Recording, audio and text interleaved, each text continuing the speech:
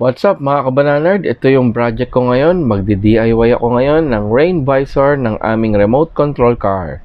Kung makikita nyo guys, lumang-luma na yung visor, parang nalipasan na ng panahon ng mga dinosaur. Ngayon, ito naman yung sa bandang kanan.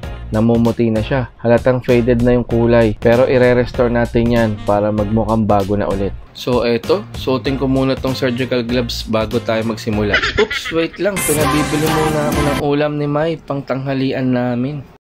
Wow, favorite ko, Bicol Express, 60 pesos per order. Dalawa na binili ko para sulit. So back to the ball game. Gamit ko yung flat screw, sinikwat ko lang yung visor sa adhesive. Medyo nervous lang kasi plastic lang to. Pag nag-crack yung visor, mission failed na agad. Onting pressure lang sa pagsikwat, matatanggal naman siya. Sa kabila naman, driver side, ganun din gagawin. Fast forward ko na to. Teka, nag-crack sa kaka-fast forward. Dikitan ko na lang ng packing tape sa likod bago pinturahan. Ito nga pala yung nabili kong spray paint, Bosny Flat Black at double-sided tape.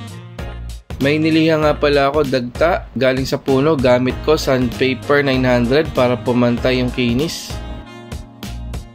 Siyempre, inalog-alog ko muna yung spray paint tsaka ko sinubukan yung nozzle kung walang bara. Sinisimulan ko na mag-spray paint. After ng first coating, papatuyuin ko tapos babalikan ko para sa second coating. Habang pinapatuyo ko yung mga pininturahan ko, tinatanggal ko na rin yung mga adhesive sa pinag-alisan ng visor. Next procedure, papayaran ko ng scratch out yung mga mancha-mancha bago ko ikabit yung mga visor. So ayan, naalis ko na, hindi ko na pinakita sa camera para magmukhang wala na. Eto, second and last coating na.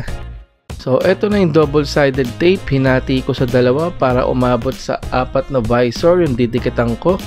Salute dito sa double-sided tape, napakadikit niya talaga. So ayun, ito na yung last part. So tinatanggal na nga natin yung release liner ng double-sided tape. Ready na natin ikabit sa ating remote control car.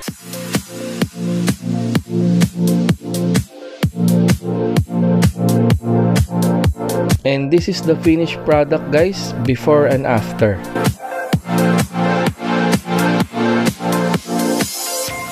So ayan na, hawak na ni Ma yung remote control ni Mabis at kitang-kita nyo naman yung 4 na visor na ni-restore ko. Sana lang tumagal. So hanggang dito na lang, kita-kits sa mga susunod na episodes at iba pang mga DIY projects. Peace! God bless!